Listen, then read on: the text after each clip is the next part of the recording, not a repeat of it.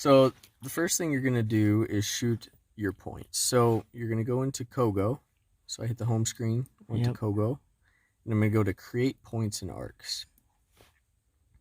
Yeah. So the first step is to actually shoot the boundary of your stockpile. So since we're just doing a demo here, I'm going to use the free point pick. Yep.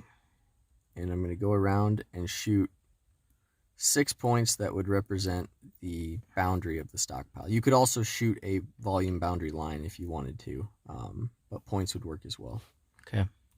So I shoot the 6 points. In this example, I'll name them BD1 for boundary point 1. It's asking you for that first point. If you're actually shooting the points, obviously you're going to extract from the point. Since we're just in the truck here doing a demo, I'm going to define the elevation by choosing enter an elevation. 100. And I'll choose 100 for easy math. And we'll hit accept. So now you notice it named sequentially all the rest of those points. Those are all at 100 feet. Mm-hmm. So the next step here is to actually draw your line for the volume boundary. So I hit the question mark and I'm going to scroll down and choose create line / boundary. Yep. Now this is an important step. So right now we would be creating a break line. We're going to want to hit the drop down arrow and change this to volume boundary. Okay. Because it's the stockpile volume boundary. Yep. That's what we're going to do. You can name it here. We'll just leave it at line 1. Okay. And now we're actually going to draw the boundary line. So if we started at point 1, select the first point, make sure you get the blue circle. If you don't, hit the undo button because you want to actually make sure you're selecting those points. So we'll draw the rest. And then we could close it here by selecting here, or you can choose this little square icon to close the button. Yep. So then we're done. We have our boundary. We'll hit accept. Now we have our volume boundary. Okay. So the next step would be to actually go and shoot your points on the stockpile. So you're going to want to shoot points on the inside of this boundary that makes sense for the stockpile that you're working with. So try to get your ridges, your different points. You just want to draw it out and make it as accurate as possible. So you kind of just have to use your own judgment on the best points to shoot. Mm-hmm. So let's say I shot 4 points here and 1 for the center. Yep.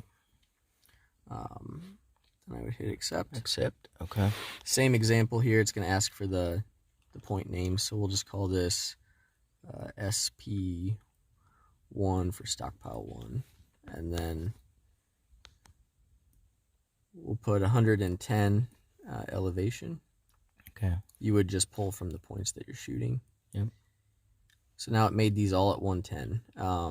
For this example, I'm going to change that so we have a little bit more variation. So I'm going to close out of this window, and I'm going to go to the point manager. So I'm going to go home, Kogo, point manager.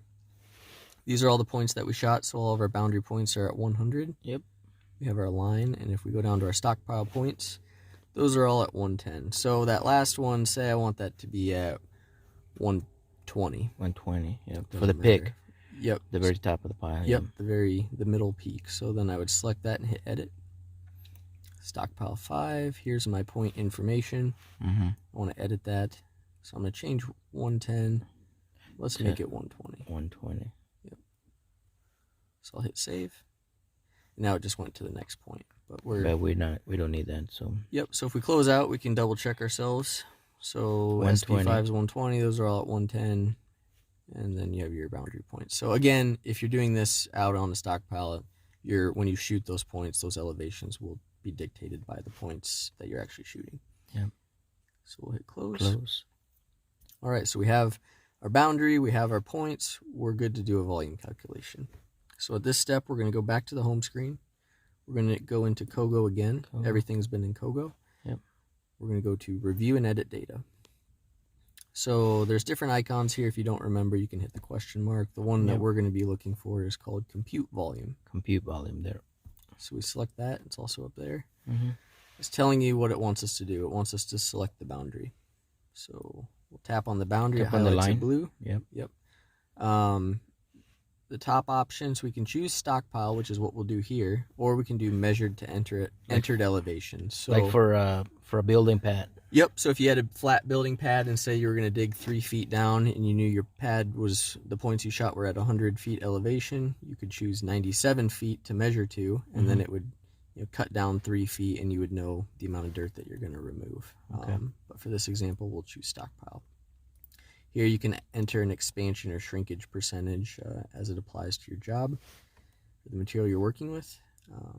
But we have our boundary selected, stockpile. We're good to go, so we hit accept. And so now it's going to calculate all of those points within that boundary. Okay. And it's going to come up with a volume. So here's your report. 1106 cubic yards, all the different information, base area, base perimeter. We are going to save this to the task log. So for a later date, if you wanted to call this sand pile, I do recommend naming it just to keep your information organized. So we'll call that sand pile, and we'll hit accept. So we're done. It's saved. Yep, and if we want to go and view that task log, we'll hit close.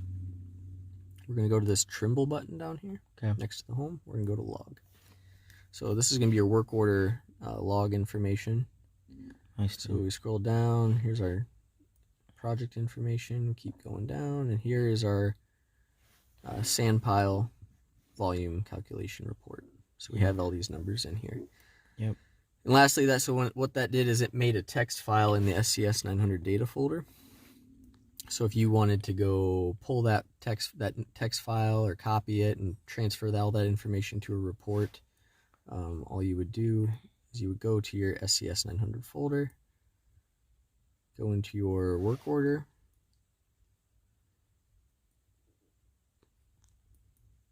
oh, I think I chose the wrong one here, BC. Underneath output, here's your text file. So if you open that up, same thing we were just looking at. It's in there. You can copy paste all that information out. So. Alrighty, sounds good.